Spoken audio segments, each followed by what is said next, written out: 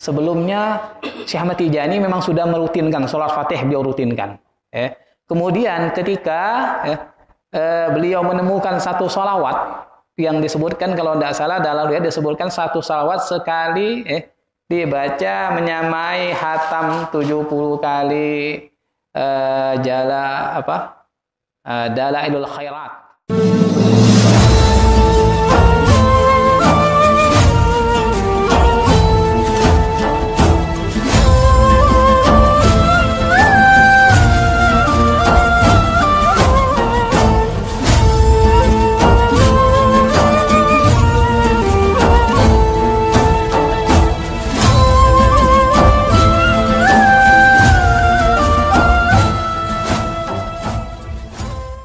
Wa mazala hadza sya'nu radhiyallahu anhu hatta tabaddalahu Rasulullah sallallahu alaihi wasallam. Dan Syekh Ahmad Tijani radhiyallahu anhu senantiasa terus berkhalwat, terus bersolawat sampai tampak pada beliau Rasulullah. Sampai beliau didatangi oleh Rasulullah secara yaqadzah, sadar, bukan mimpi. Wasafahu, lalu Rasulullah memilih beliau.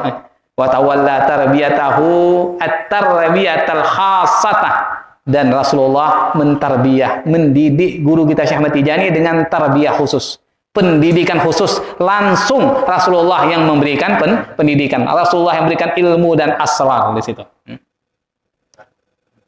Walaqqanahu ma laqqanahu, dan Rasulullah mentalkinkan beliau wirid yang telah ditalkinkan, yang kita baca bersama lazimah. Nah, itu setelah ditalkin oleh Rasulullah langsung. Jadi wirid Thariqah Tijaniyah itu bukan rangkuman atau karangan Syekh Ahmad Tijani radhiyallahu, tapi Rasulullah langsung yang mentalkin. Jadi wirid Tijaniyah itu adalah wiridnya Rasulullah. Wiridnya Rasulullah sallallahu alaihi wasallam. Nah, makanya disebutkan dalam sebuah salah satu makalah masyaikh, barang siapa tidak merasa cukup dengan wirid Tijaniyah, masih nyari wirid lain, maka dia tidak akan ada wirid yang bisa mencukupinya. Masih kurang saja, masih mencari lagi zikir untuk menambah rezeki, zikir untuk bermacam-macam hajat, padahal dia sudah punya lazimah, wazifah, hailala, masih kurang saja, maka zikir yang lain pun tidak akan bisa diambil faedahnya. Nah, karena asrar sebelumnya sudah disebut oleh Syekh Muhammad Al-Hafidh, karena asrar semua zikir itu ada dalam lazimah tersebut. Zikir-zikir wajib Thariqah Tijaniyah, bagaimana tidak, itu zikir Rasulullah yang sudah mentalkinkan, dan Rasulullah sudah mengerti, tahu dosisnya itu sudah dikadar oleh Rasulullah sallallahu alaihi wasallam, sudah ditakar oleh Rasulullah. Nah, gitu. Jadi ditalkin oleh Rasulullah, kan radhiyallahu anhu qabla dzalika yusalli bi salatil Fatih, thumma tarakaha washtaghala bi hadhihi as-sighah. Sebelumnya Syekh Ahmad Tijani memang sudah merutinkan salat Fatih, beliau rutinkan. Kemudian ketika beliau menemukan satu salawat yang disebutkan, kalau tidak salah dalam riwayat disebutkan satu salawat sekali dibaca menyamai hatam 70 kali Dalailul Khairat, 70 kali Dalailul Khairat. Akhirnya beliau merubah, beliau tinggalkan salat Fatih, beliau baca itu salawat. Itu yang disebut dengan salawat ahli mahabbah. Nah, salawat ahli mahabbah yang bunyinya di sini disebutkan Sayyid Muhammad Al-Hafidh, Allahumma salli ala sayyidina Muhammadin wa ala alihi salatan ta'dilu jami'a salawati ahli mahabbatika wa sallim ala sayyidina Muhammadin wa ala alihi salaman ya'dilu salamahum. Ini dalam khalwatnya salawat ini yang dirutinkan oleh Syekh Ahmad Tijani, itu dirutinkan sampai beliau didatang oleh Rasulullah secara yaqadzah, secara sadar, tepatnya pada tahun 1196 Hijriah ketika beliau berumur 46 tahun.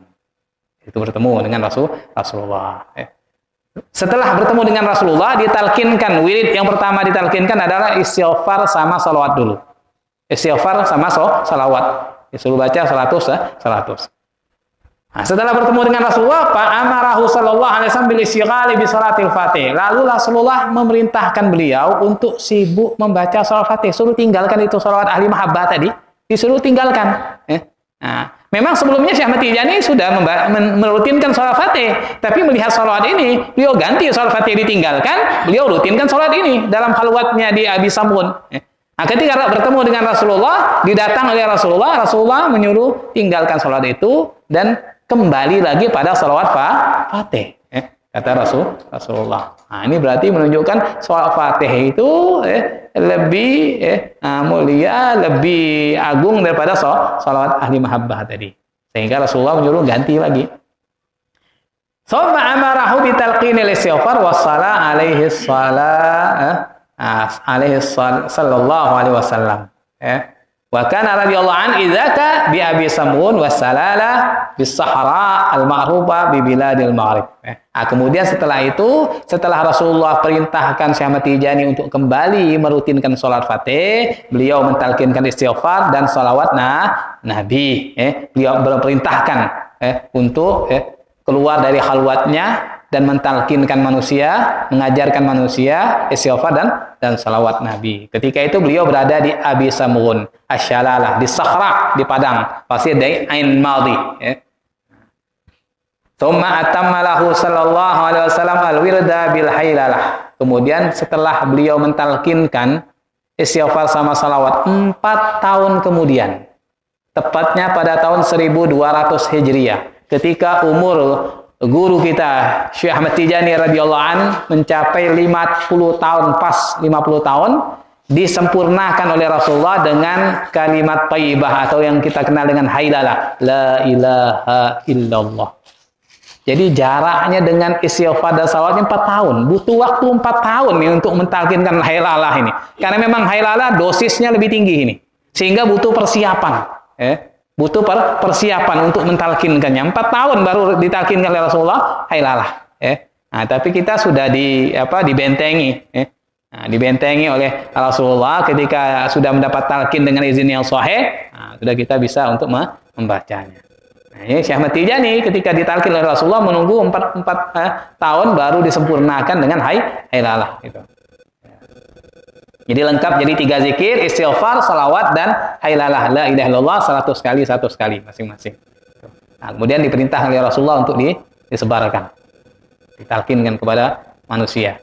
Wa ma zalat ruhu syarifah tusgihi wa tata'ahaduhu hatta wasala ila al-maqamil maqsum alladhi ahallahu lahu al-haqqu bimahdi fadlihi wa ridwanihi. Dan beliau Ruh Rasulullah yang mulia, kita meyakini bahwasanya Rasulullah itu tidak wafat, beliau hidup, hanya berpindah saja. Beliau terus memberikan madad asrar kepada orang-orang khusus yang beliau kehendaki. Nah, jadi roh Rasulullah yang mulia senantiasa menuangkan asrar, menuangkan fuyudat, menuangkan ilmu dan mengasuh Syekh Ahmad Tijani radhiyallahu anhu sampai Syekh Ahmad Tijani itu mencapai pada makam yang sudah dibagi untuknya, sudah ditentukan, ditakdirkan oleh Allah SWT. Beliau akan memperolehnya dengan murni keutamaan dan keridhaan Allah Subhanahu wa Ta'ala. Itu yang disebut dengan makam al-Qutbaniyatul Uzma. Qutbaniyatul Uzma. Beliau sampai pada makam itu. Ketika beliau bertemu dengan gurunya, Sidi Syekh Muhammad Al-Qurdi, beliau ditanya, "Ma matlabuk? Apa permintaanmu?" Kata Syekh Ahmad Tijani, "Al-Qutbaniyatul Uzma." Apa jawaban Syekh Muhammad Al-Qurdi? "La ka'athar min zalik." Kamu akan memperoleh lebih dari makam itu. Nah, ketika bertemu dengan Syekh As-Samman di Madinah, beliau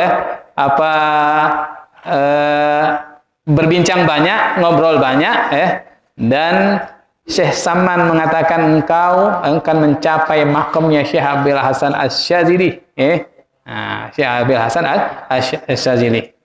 Mintalah permintaanmu dan aku akan membantu dengan berdoa. Kata Syekh Samman itu. Nah, beliau sampai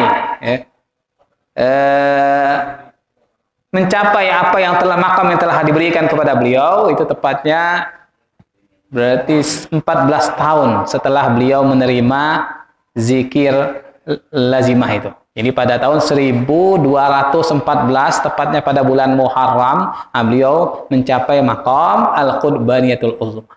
Sebulan kemudian, pada bulan Safar tanggal 18, beliau dianugerahi maqam Al-Katmiyah wal Khatmiyah. Maqam Khatmiyah, Al-Qutbul Maktum wal Makhtum. Katmiyah ini. Itu yang diberikan oleh Allah kepada beliau, yang tidak diberikan kepada selain beliau, hanya beliau gitu. Makam gitu. Yang kita diperingati sebagian para fuqara Tijani di dunia setiap bulan Safar yang kita kenal dengan Idul Khatmi. Itu dalam rangka syukur kita untuk guru kita yang telah dianugerahi oleh Allah SWT magam Khatmiyah dan Katmiyah. Itu adalah yang mentarbiyah beliau adalah Rasulullah sallallahu alaihi wasallam langsung.